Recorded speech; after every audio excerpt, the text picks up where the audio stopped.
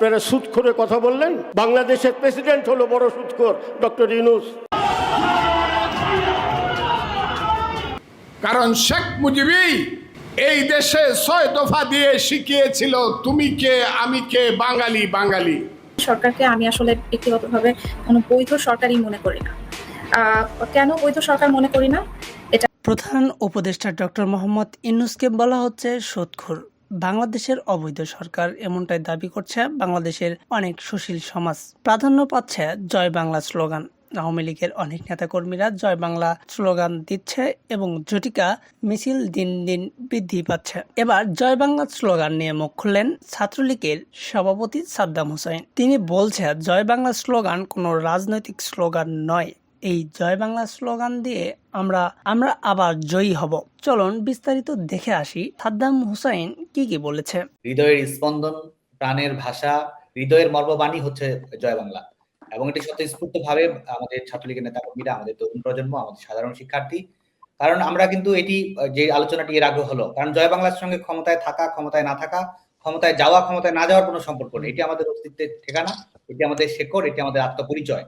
তো আমরা অবশ্যই এই জয় বাংলার যে অপ্রতিরোধ্য লড়াই, সেটি আমাদের অব্যাহত থাকবে এবং অবশ্যই আমাদের নেতা এই পরিবর্তিত বাস্তবতায় এই দখলদার বাহিনী যখন লেলিয়ে দিচ্ছে আমাদের যারা মুক্তিকামী, যারা গণতন্ত্রকামী ছাত্র জনতা, তাদের উপরে এক ধরনের মৃত্যু পরোয়ানা যারা জারি রেখেছে, এই বাস্তবতা মাথায় রেখে নিরাপত্তা নিশ্চিত করে সৃজনশীল ভাবে আমাদের জয় বাংলার ক্যাম্পেইন আমাদের অবশ্যই চলবে।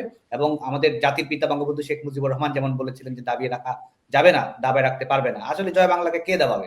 এদিকে জানবেন বিএনপির সঙ্গে চীনের রাষ্ট্রদূতের বৈঠক। বিএনপির মহাসচিব মির্জা ফখরুল ইসলাম আলমগীরের নেতৃত্বে একটি প্রতিনিধি দলের সঙ্গে সৌজন্য সাক্ষাৎ করেছে ঢাকায় নিযুক্ত চীনের রাষ্ট্রদূত ইয়াও ওয়েন।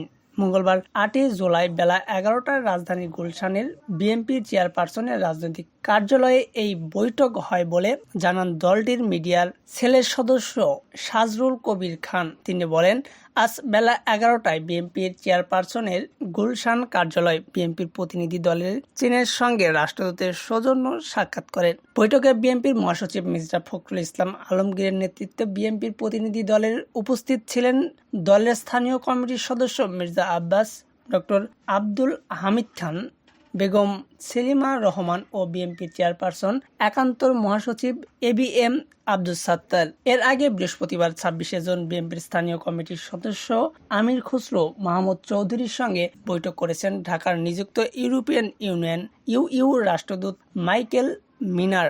ওই দিন সকালে রাজধানীর গুলশান বিএনপি চেয়ারপারসনের রাজনৈতিক কার্যালয় থেকে বৈঠক হয় বলে জানান দলটির মিডিয়ার সেলের সদস্য সাইরুল কবির খান। তিনি জানান, বেলা ১১টার ইউ রাষ্ট্রদূত মাইকেল মিনার গুলশান কার্যালয়ে আসেন। সেখানে অনেক কথাবার্তা হন। এতক্ষণ আমাদের সাথে থাকার জন্য ধন্যবাদ। পরবর্তী সংবাদ পেতে আমাদের সাথেই থাকুন।